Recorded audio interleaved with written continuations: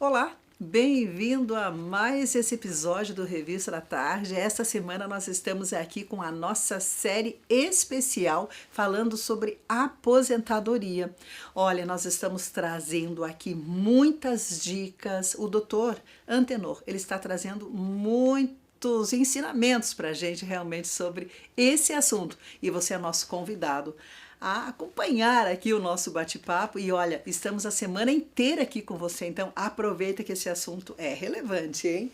Doutor Antenor, quanta coisa boa você está trazendo para a gente hoje aqui sobre o tema da aposentadoria. E é um tema que ele traz muitos questionamentos, não é mesmo? As pessoas têm dúvidas e está sendo muito legal porque você está trazendo aqui esclarecimentos importantíssimos para todos nós, né? Porque afinal de contas, um dia cada um de nós vai se aposentar, não é mesmo?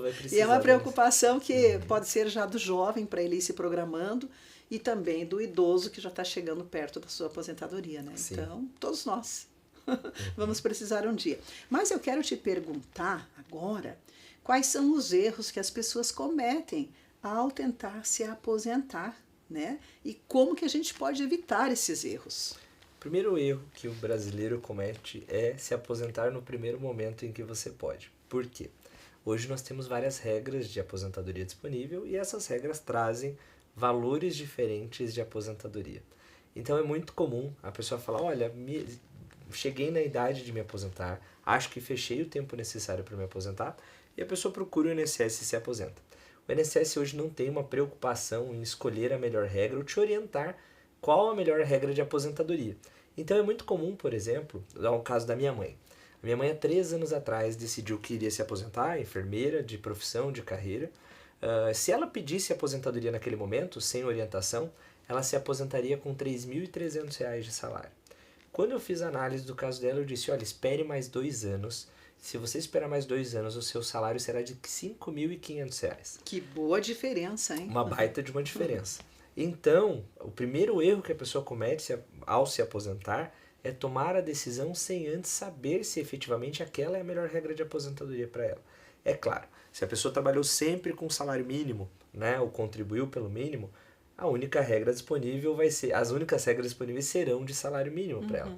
Mas ainda assim, tivemos um caso no escritório, logo após a reforma da Previdência, de uma pessoa que pagou o INSS com um salário mínimo a vida inteira, e por conta de uma mudança que os previdenciaristas começaram a chamar de a regra do milagre da contribuição única, essa pessoa foi orientada pelo escritório a fazer uma contribuição pelo teto e o valor da aposentadoria dela ficou em R$ 4.000. Né? Foi um período de 2 anos, mais ou menos, até que o legislativo mudasse essa regra, né?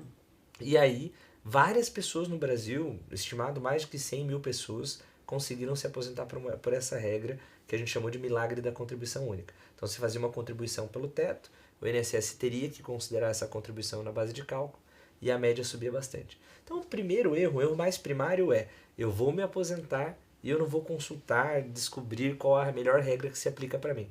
E aí esse erro pode custar muito caro. Sim. Porque se a pessoa saca a primeira aposentadoria dela, ela se torna irreversível. Daí já era. E aí você não muda mais a regra de aposentadoria escolhida. Por isso é importante ter um assessoramento, né? Ter um profissional como você.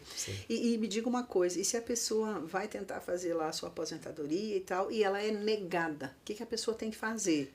Quais são aí as dificuldades, né, que podem acontecer no meio do caminho? Administrativamente ela pode fazer um recurso, mas para que ela faça o recurso e o recurso dê certo, ela precisa de amparo técnico, né? Então o recomendável é que se tua aposentadoria for negada, procure um advogado, um especialista, alguém que entenda muito bem de direito previdenciário para que possa te aconselhar e dizer, olha, você pode recorrer, não pode recorrer, deve entrar com uma ação judicial ou não. Hoje estima-se que a cada 10 concessões do INSS, de 7 a 8 são erradas ou injustas, né? O INSS acaba concedendo o benefício de forma errada, errando no cálculo, errando na quantidade de tempo que a pessoa tem e aí prejudicando assim. Dessas 7, 8 pessoas, 1 ou 2 pessoas procuram ajuda especializada. Mas então, que coisa triste isso, sim, né? Porque às vezes a pessoa daí nem sabe também que foi lesada aí de repente. Exatamente. E aí, se você já se aposentou há menos de 10 anos, você pode procurar uma ajuda especializada para descobrir se o cálculo que o INSS fez está certo, se o INSS considerou todas as suas contribuições, todos os seus empregos, para poder revisar isso aí também. Muito, muito bom. Vamos falar agora de benefícios especiais aos idosos. Existe? Existem benefícios que vieram criados pela Constituição Federal de 88 e eles vêm para ajudar pessoas idosas que não tiveram condição de contribuir. Não quer dizer que essas pessoas não trabalharam. Veja bem, uma dona de casa que criou 5 filhos, ela contribuiu muito para a sociedade, né? Ela criou 5 cidadãos, produziu muito imposto, então ela gerou muitas coisas boas para a sociedade. Só que ela não teve a oportunidade de pagar o INSS, de contribuir, nem nada disso. Essa pessoa, essa idosa, essa senhora, quando chegar aos 65 anos, ela vai receber do governo o benefício assistencial no valor do salário mínimo, né? Ou esse senhor idoso que muitas vezes trabalhou na lavoura, trabalhou como doméstico, empregado doméstico, trabalhou em atividades que não necessariamente obrigavam a contribuir com o INSS, ele vai ter um benefício assistencial. E essa foi uma medida criada lá em 88, para quê?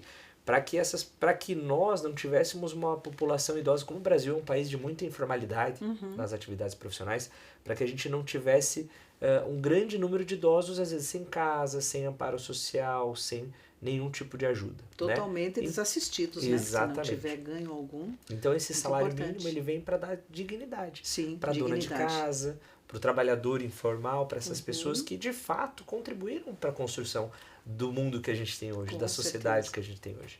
Ótimo. Todo mundo, na verdade, conhece uma Dona Maria que nunca Sim. contribuiu, um seu João que trabalhou como pedreiro e nunca teve a oportunidade de contribuir com o INSS, não porque não quis, por falta de informação. Exatamente, falta de informação. E aí entra também a questão das pessoas com deficiência, certo? Sim. Há um benefício especial, assim, para as pessoas com deficiência? Há um benefício para pessoas que nascem com essa condição ou adquirem essa condição. Então imagine que hoje nós temos no Brasil milhares de centenas de mães que precisam parar de trabalhar porque descobrem que seus filhos têm autismo, né, autismo infantil. E muitas vezes essa deficiência faz com que a mãe tenha que dar atendimento integral para o seu filho. Exatamente. Né? E com isso, consequentemente, a família acaba perdendo renda. As crianças com autismo e todas as outras deficiências, e os adultos também com deficiências, têm direito a um benefício que a gente chama de benefício assistencial à pessoa com deficiência ou LOAS deficiente, né? Que é um benefício que vem aí para ajudar essas famílias nessa condição. Mas no caso aí tem idade, não tem idade? Não tem idade. A gente tem dentro do escritório crianças de 6 meses, de 6 meses a 1 ano, que já podem começar a receber esse benefício. Ou às vezes no nascimento, nasce com algum tipo de má formação, alguma deficiência já visível e a criança pode receber. O único requisito é que essa deficiência gere algum tipo de impedimento, seja ele social, seja físico, seja psicológico, no decorrer da vida. Então, se for identificado que ela vai ter uma dificuldade de socialização, vai ter uma dificuldade de aprendizagem, ou até mesmo física de locomoção, ela vai ter direito a esse benefício assistencial. Entendi. E no caso, doutor, das atividades especiais, você estava comentando nos bastidores ali que existem algumas atividades especiais também que podem ter essa aposentadoria num tempo diferente. Como que funciona isso? Vamos dar um exemplo aqui, comissário de bordo, por exemplo. Essa pessoa que trabalha ali como comissária de bordo, ela está exposta a um ruído intenso, a vibrações intensas e por esse motivo a saúde dela está sendo prejudicada. Então todo tipo de profissional que de alguma forma é prejudicado por conta do ambiente laboral que ela trabalha, vai ter direito a uma aposentadoria mais cedo, mais precoce, né? Nós temos 3 categorias de atividade especial. Temos pessoas que vão se aposentar com 15 anos, a exemplo dos mineradores. E a mineração, a gente fala, nossa, mas minerador não tem. Aqui perto de Curitiba, né, a menos de 50 km de Curitiba, nós temos uma mineradora. Né? Eu já aposentei mais de 10 mineradores ali, porque eles estão expostos a explosivos, a ruído, a falta de luz, a umidade, a vários agentes ali que vão fazer a saúde deles laboral encurtar, né? E aí também temos de 20 e de 25 anos. Um exemplo, por exemplo, de 25 anos seriam enfermeiros, vigilantes, qualquer tipo de atividade que gere um risco, trabalhos em altura, pintores automotivos, pintores. Então, com certeza, todo mundo conhece, você em casa conhece alguém que trabalha exposto a algum tipo de risco, né, à sua saúde, e por esse motivo vai poder ir se aposentar antes. Olha só quanta informação a gente teve hoje aqui. E você já sabia de tudo isso? Então, continua com a gente, não é mesmo, doutor? Isso mesmo. Porque a gente vai ter mais episódios para falar sobre a aposentadoria. Com toda certeza. Então, continua com a gente, tá? Eu te espero no próximo episódio. Deus abençoe você.